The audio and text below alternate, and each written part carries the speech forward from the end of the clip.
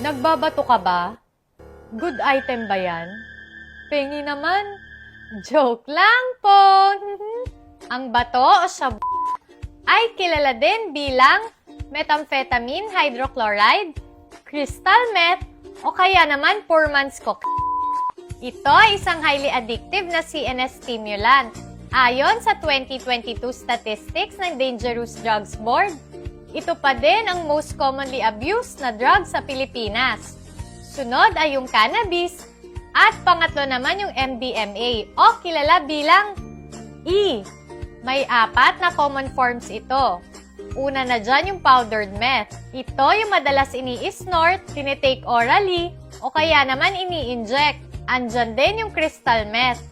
Ito yung pinaka-potent form ng drug. Ito yung madalas ini-smoke gamit yung pipe. Sunod naman yung liquid meth.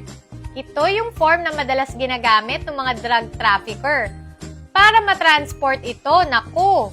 At nandyan din yung meth pills. Sobrang rare man, merong FDA-approved na drug na merong methamphetamine. Ang tawag dito ay Desoxyn. Ito ay ginagamit para sa ADHD at narcolepsy. Bakit nga ba nakaka-addict ito?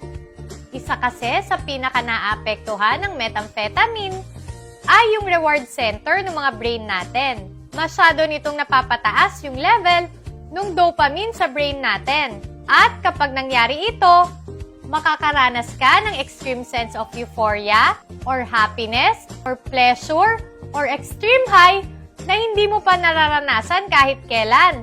At dahil dito, gugustuhin mong balik-balikan yung naranasan mong experience dito. Anong mga short-term effects nito? Una na dyan, wakefulness.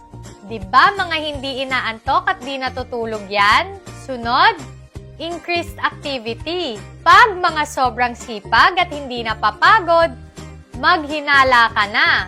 Andyan din yung decreased appetite. Mga walang gana kumain. Siyempre, andyan din yung euphoria o yung sense of well-being.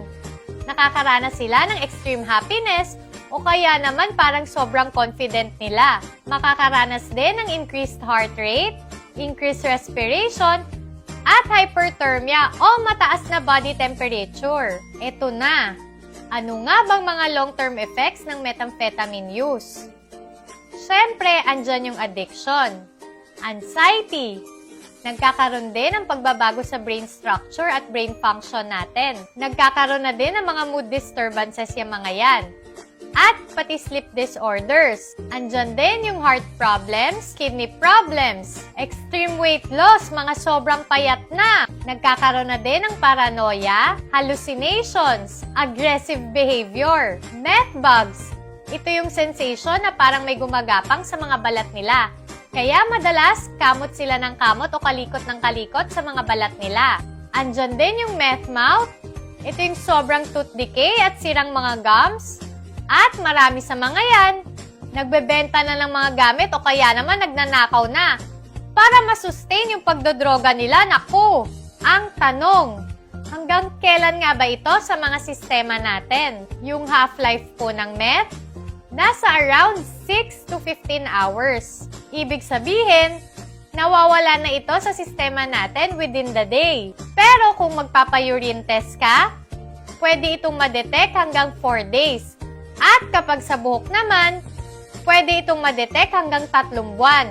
Mahaba pa ang buhay at marami pang dahilan para maging masaya, hindi lang droga. At kung may kilala kang talamak na, tulungan mo.